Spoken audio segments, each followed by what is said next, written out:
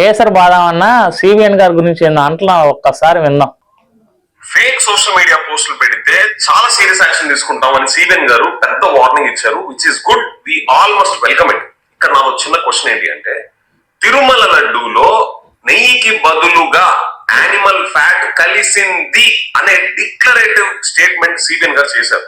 అలాంటి వాటి పట్ల కూడా సిబిఎన్ గారు ఎలాంటి యాక్షన్ తీసుకుంటారు?